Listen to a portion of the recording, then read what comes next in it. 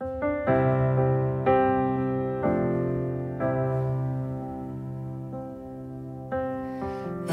a box up in the attic full of treasures from my past. Paper snowmen from a season melting into spring too fast. Clay and glitter, wood and glue may not seem like much to you, but it reminds me of all the ones I love. When I think of them, I think I have enough.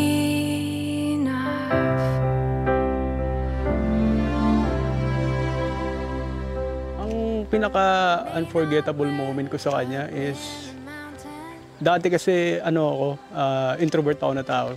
So lagi lang ako nakakulong sa kwarto. So feeling ko noon parang parang wala akong kakampi.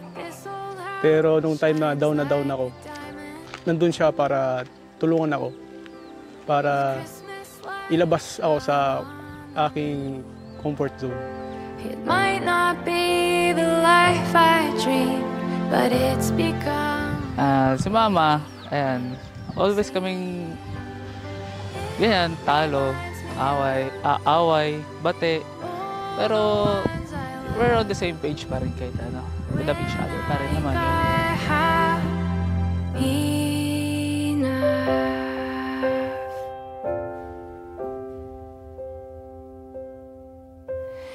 Everything I want this Christmas doesn't cost a single thing. Cookies baking in the kitchen and hearing little voices sing. Tell the story once again. Peace on earth, goodwill to men. It reminds me of all the ones I love. When I think of them, I think I have enough. It reminds me of all the ones I love. When I think of them, I know I have enough. Hi, I'm Ajoy.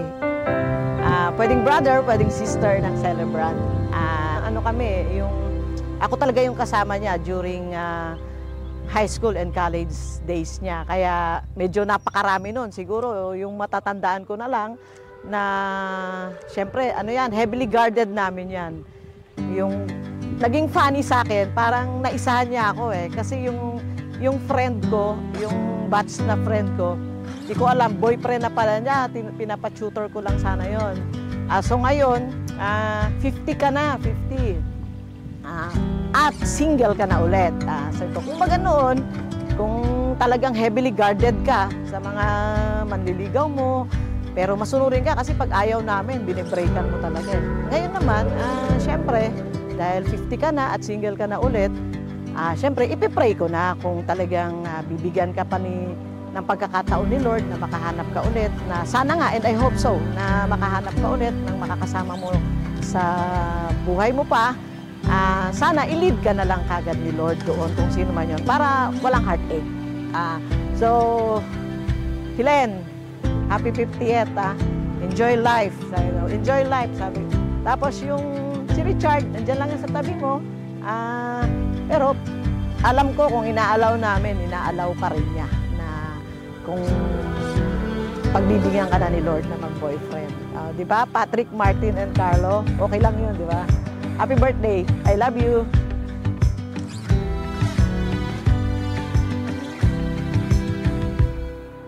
Hi, I'm Joanne. I'm the sixth among the siblings, and Jack is the seventh. Magkasunod kami yung dulo. Well, Jack is a bubbly person. Kilala nyo naman siya, masayahin siya kahit na may mga problema. You always see her happy, cheerful, and friendly. Medyo baligtad kami. Extreme guile ako, shy type. Medyo hindi masyadong sociable, but pag kami magkakasama, magkakapatid, masaya. Nahahawa ako sa kanya, sa kanila. Well, Jack, mas nakikita ko, mas masasabi ko yung characteristics niya as a family woman, as a wife to Richard nung buhay pa si Richard. And parang siguro parang almost perfect na as a wife kasi talagang she dedicated herself ever since na kinasal siya kay Richard. She dedicated herself to Richard, taking care of Richard. Kaya nga medyo mahirap para sa kanya siyempre na nawala agad si Richard. So anyway, ngayon bawi siya talaga sa mga anak niya since talagang sila na lang ang meron siya.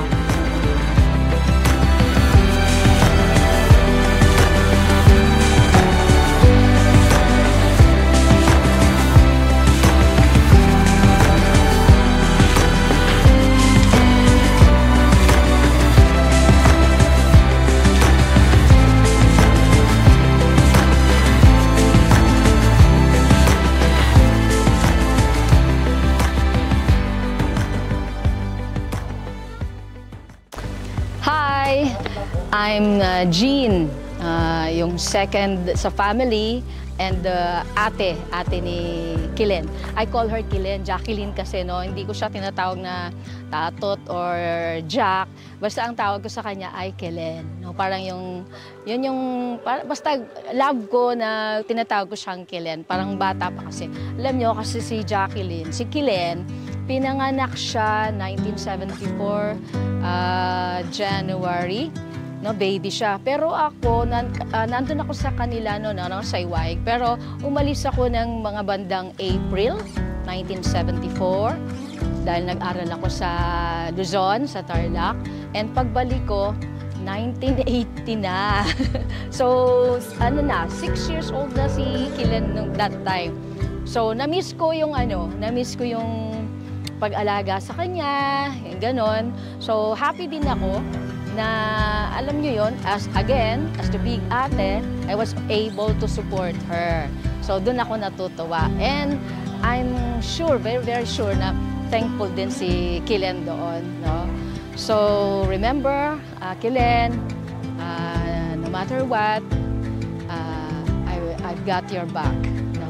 You can always depend on me. Happy birthday! I love you.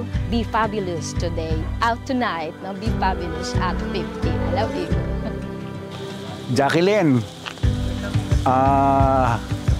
maligayang karawan sa iyo. Maligayang ika-50 karawan. At natutuwa ako na sa kabila ng sinapit mo, ang pagpanaw ni Richard, andiyan ka pa rin, masaya. Siyempre, nandito kami lahat, lalo na yung mga ate mong, mga babaeng ate mo, hindi ka pinababayaan. No? At ako naman bilang panganay ninyo, patuloy ako nagdadasal na maging masaya ka sa mga natitira mo pang buhay. At yung mga anak mo maging successful. Pilitin mong maging maligaya kasi 50, kumbaga medyo nasa twilight years na natin yan. No?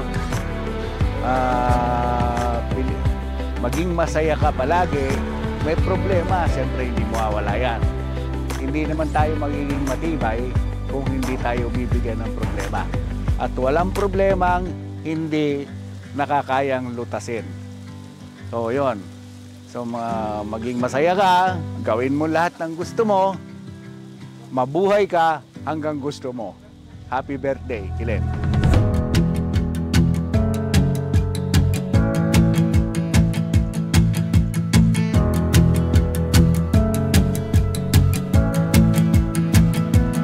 Suddenly I'm seeing everything so different.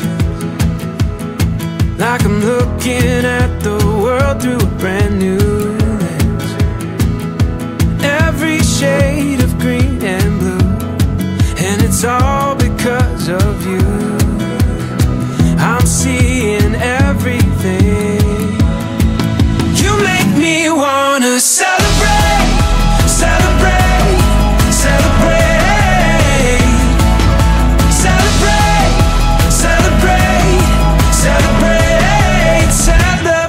Tonight, like a picture that I've painted in my wildest dreams, came to life in every feeling that you gave to me.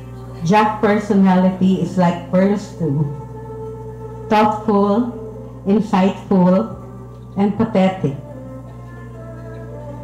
On your 50th, pearls are symbols of good luck, chastity, innocence, and friendship.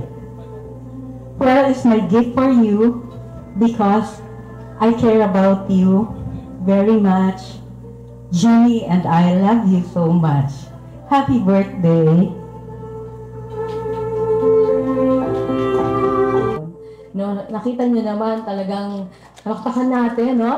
Nakita niyo naman hindi siya mukhang 50. Mukha siyang 49. Joke lang.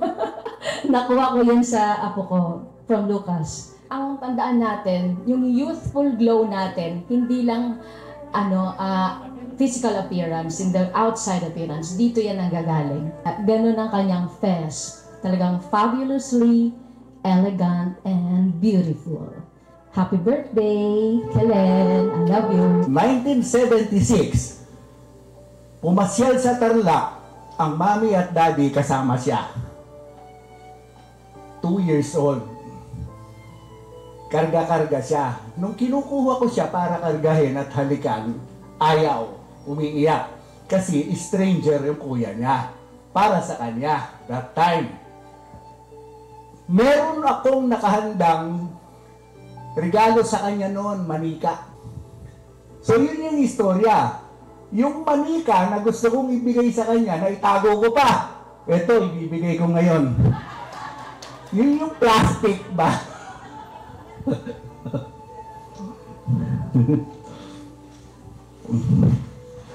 Pinatahi ako ng damit.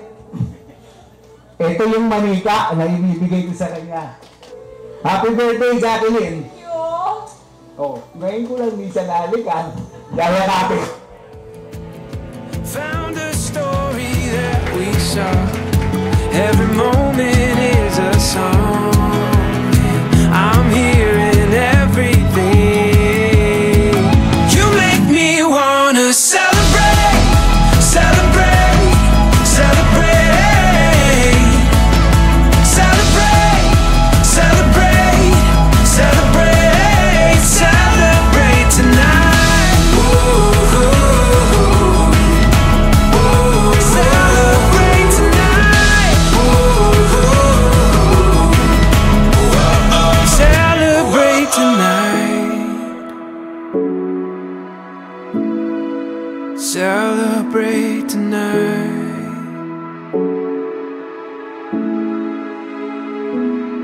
Like a picture that I've painted in my wildest dreams, came to life in every feeling that you gave to me. You make me wanna celebrate, celebrate, celebrate, celebrate, celebrate, celebrate, celebrate tonight.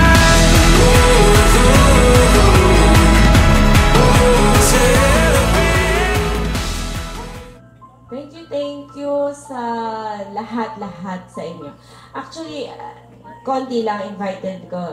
I really choose people close to my heart. From my family, my friends. Piling-pili lang po talaga. Hindi ko ma-invite lahat.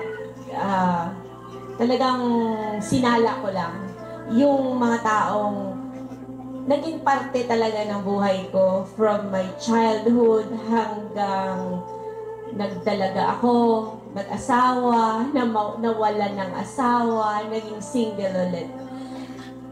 Gusto kong magpasalamat sa inyong lahat kasi andun kayo from the start pa lang sa mga kapatid ko.